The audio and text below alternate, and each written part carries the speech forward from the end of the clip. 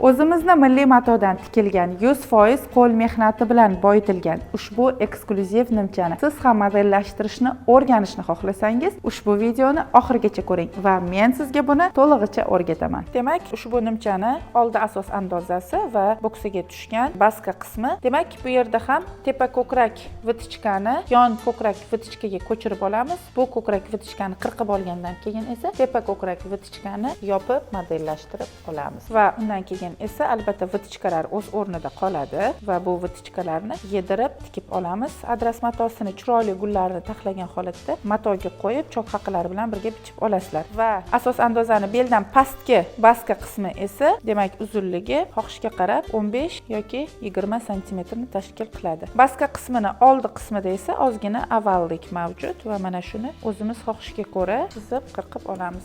Demak, nimchamizni tepa va baska qismidagi asos andozasi mana shunaqa holatda modellashtiriladi. Demak, bu nimchamizni orqa tepa asos andozasi va pastdagi baska asos andozasi. Demak, bu yerda hech qanaqa modellashtirish yo'q. Buni faqat yelkadagi vitichka qismini ko'chirib olganimizdan keyin bu yerda ham bel vitichka qismlarini yedirib tikib olamiz va chok haqi bilan matoga qo'yib adras gulni chiroyli tushirgan holatda bichib olamiz. Ana endi esa nimchamizni oldi asos detallari va orqa asos detallari tayyor bo'lgandan keyin biz oldi va orqa asos detalni yoqa qismini o'lchagan holatda mana shu o'lchov bo'yicha yoqani stoyka varatnikini chiqarib olamiz. Ana endi oldi asos va orqa asos bizda mana tayyor holatga keldi. Orqa asosni yoqa o'yindisini va oldi asosni yoqa o'yindisini o'lchab olamiz. Yoqani modellashtirish uchun bizda orqa asos andoza yoqasi 10 cm va oldi yoqa o'yindisi esa 12 cm chiqdi. A3 qog'ozga ana endi tekis chiziq tortib olamiz.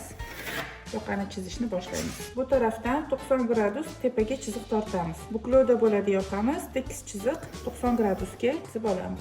Va mana bu ikkita tutashtirilgan chiziqdan yoniga qarab orqa andozamizni bo'yin o'yindisini chiqarib olamiz 10 cm. Ana endi esa bu chiziqdan yana yonga qarab oldi bo'yin o'yindisi 12 cm chiqqan edi va 12 cm ga yana qo'shimcha ravishda biz 3 cm oldi plankasini hisobini qo'shib olamiz. Va mana shu plankadan tepaga 3 cm chiziq tortib olamiz. Ana endi likalniy lineykamizni formasini mana bu 3 cm bilan mana bu chiziqqa tutashtiramiz. Formasini chiqarib olamiz. Ana endi yoqamizni stoyka balandligi 3 cm bo'ladi. Va bu yerdan ham 3 cm o'lchab turib va mana bu nuqtadan esa lineykani 90 gradus og'ma qo'ygan holatda yana 3 cm bu yerga ham chiziq tortib olamiz. Va bu nuqtalarni likalniy lineykamizni formasi yordamida tutashtirib olamiz. Va qarabsizki, mana yoqamizni stoyka yoqasi tayyor holatga keldi. Ushbu lifehack video siz uchun foydali bo'lgan bo'lsa, ushbu videoni tanish tikuvchilaringizga yuborib qo'ying va videoga like bosishni unutmang.